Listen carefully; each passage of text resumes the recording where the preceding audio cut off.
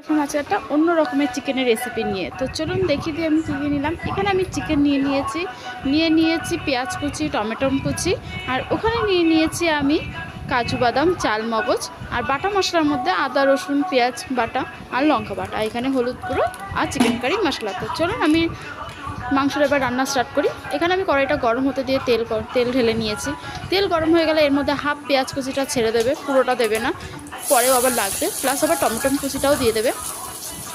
এর মধ্যে দিয়ে দেবে চাল মগজ, কাজু বাদাম আর হালকা লবণ দিয়ে ভালো করে নাড়াচাড়া করে নিয়ে নামিয়ে নেবে।